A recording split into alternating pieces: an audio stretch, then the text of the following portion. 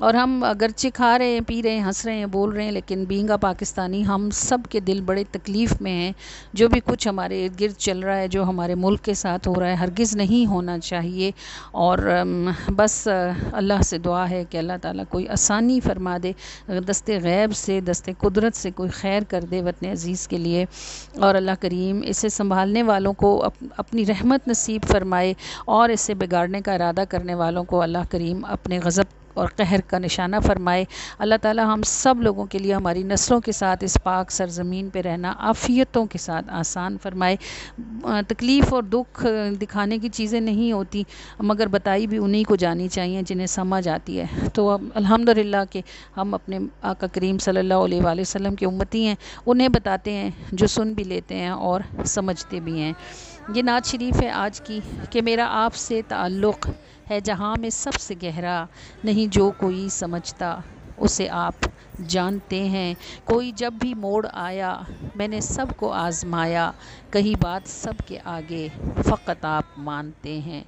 اور میں نے بارہا ہی دیکھا سبھی چھاؤں تک کے ساتھی، کڑی دھوپ ہو تو سایہ صرف آپ تانتے ہیں۔ یہ زمیں زماں سما ہو یا وہ اگلا ہی جہاں ہو، جسے آپ اپنا کر لیں اسے سب پہچانتے ہیں۔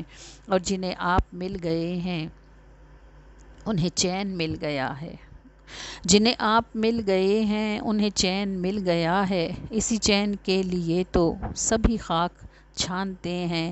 یہ زمیں زماں سما ہو یا وہ اگلا ہی جہاں ہو، جسے آپ اپنا کر لیں اسے سب پہچانتے ہیں۔ اور کوئی جب بھی موڑ آیا میں نے سب کو آزمایا، کہی بات سب کے آگے فقط آپ مانتے ہیں۔ میرا آپ سے تعلق ہے جہاں میں سب سے گہرا، نہیں جو کوئی سمجھتا اسے آپ جانتے ہیں۔ اور آپ کو معلوم ہے آقا کریم سے تعلق گہرا کیسے ہوتا ہے؟ تعلق تو ہر امتی کا ہے، لیکن اس تعلق کی گہرائی درود پاک کے ساتھ ہے۔ جو نبی کریم صلی اللہ علیہ وآلہ وسلم پر جتنی کثرت اور جتنی محبت سے درود پاک پڑھتا ہے، اسی قدر اس کا تعلق اللہ کے محبوب سے گہرا ہوتا جاتا ہے۔